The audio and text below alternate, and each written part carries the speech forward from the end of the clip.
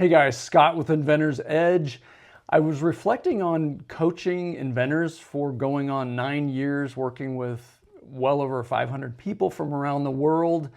And I was thinking about all the products that I've seen that were great ideas that kind of died on the vine because there might have been something wrong with the design of the product, perhaps. There's a lot of reasons this can happen or why a company's not interested, but one of the big reasons is if the design isn't spot on or pretty close to it, they're going to pass because they're going to be able to look at it and easily tell that there's no way we could manufacture this at a price point that makes sense or that at a price point that they could sell the product.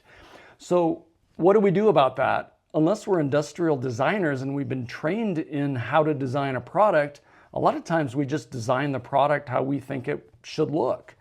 And maybe we're right on and maybe we're way off, but if we don't have that background, there's no way for us to tell. So I wanted to provide 3 main things that you can think about when you are designing your product. And the first one is designing for the user experience. Thinking about how is the user going to actually physically use the product.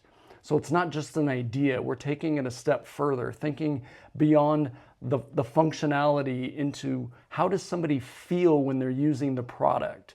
What are they thinking about? And really focusing on simplicity, focusing on safety, focusing on solving problems. That's a great recipe for success. Even if it's just kind of a rough prototype, you want to really get it tested as well with users that could be potential customers. A lot of times you can get 1 or 2 people or do it one at a time or get people together in a small group. That feedback's hugely important. The second is designing for manufacturability, or DFM. It's a common phrase in the industry. And that is really designing a product that can be made at a price point that makes sense. Can it be made, first of all? Second, can it be made at a price point that even makes sense? You could make just about anything, but is somebody going to pay $5,000 for a new carrot peeler? Probably not.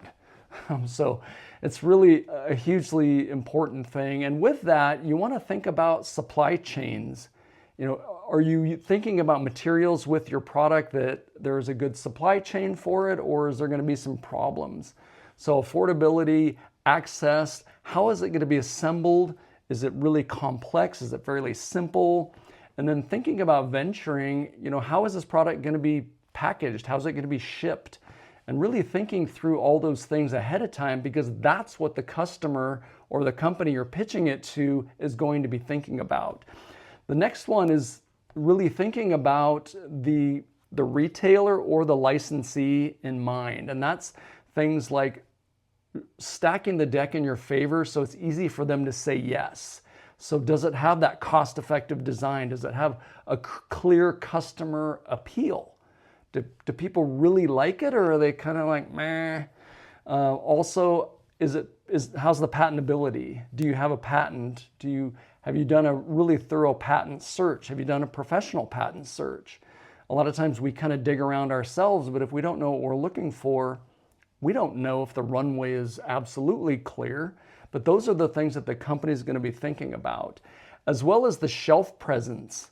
So thinking about a retailer, how does this look on the shelf? What does your packaging look like? What are other packaging, how are other products like yours packaged? How's the branding? How does it stand out? Is it something that would jump out on a shelf? So those are just 3 main things: design for the user experience, design for manufacturability, and design for the licensee or the retailer in mind.